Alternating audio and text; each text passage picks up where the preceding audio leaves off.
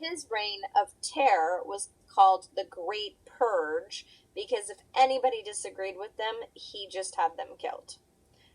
Pretty brutal, right? In 1990, the Russian communists had actually organized a third international group dedicated, causing the worldwide revolution. And basically, since 1990, communists have overthrown many of the governments that they tried to put together in that area and forced everyone to control into the way that they wanted to. And now, in 1959, Fidel Castro pretended that he was bringing democracy into Cuba, and instead he brought an island into more communist control. And many countries in South and Central America, as well as Africa, Eastern Europe, and Asia, they all went into war basically to help with this. They were still trying to control communism and boost it, but unfortunately the United States did not like that idea, and we ended up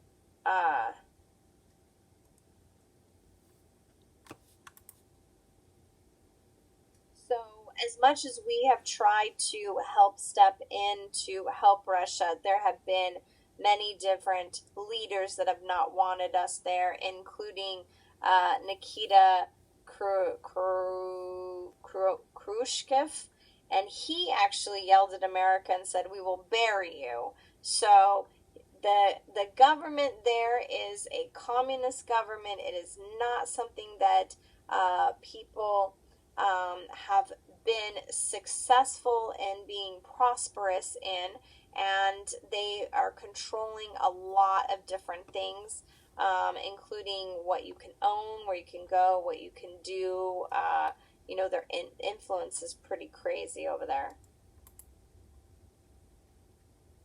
So as much as the people started to not want this type of government because they were promised food, they were promised better life, they were promised better housing, nothing really changed during this time. And so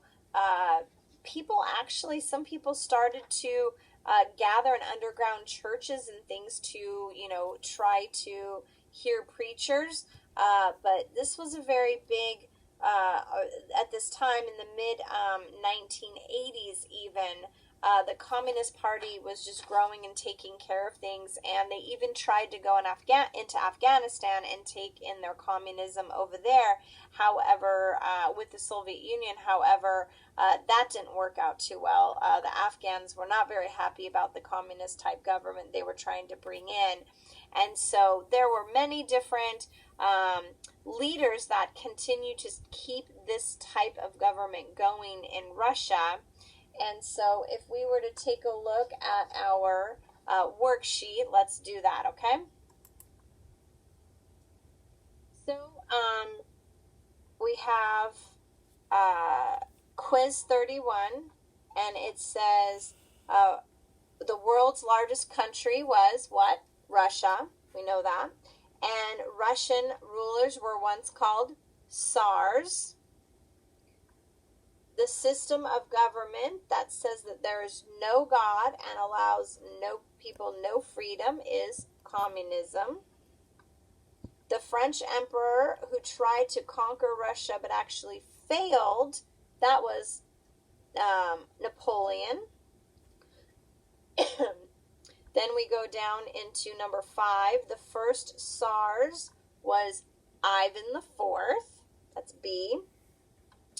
And the founder of communism was Stalin. The leader of the first communist state was Lenin. The brutal Soviet dictator who was responsible for the Great Purge was... the founder of communism, I'm sorry, was Marx. I apologize, was Marx. But the brutal Soviet dictator responsible for the Great Purge was Lenin. And the communist leader who threatened to bury the United States was Khrushchev. And the communist leader who began the programs of Glasnost and Trotsky was Gorbachev. And I didn't get to finish telling you about that. Gorbachev, he ended up heading up a secret police in Russia.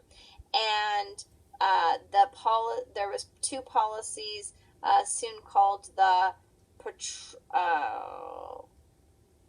perestroika and the glasnost, which meant openness, and that was because Gorbachev suggested policy seeking the people to have, with a little bit of nations' freedoms in the world, but then he also had Russian restructuring the business so that he was trying to bring some free enterprise at the time.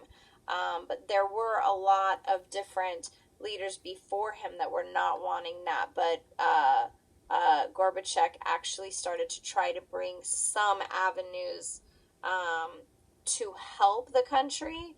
And we leave off at that. Okay, so hopefully you guys got down quiz 31, and we are done with this part, and make sure you read your section tomorrow.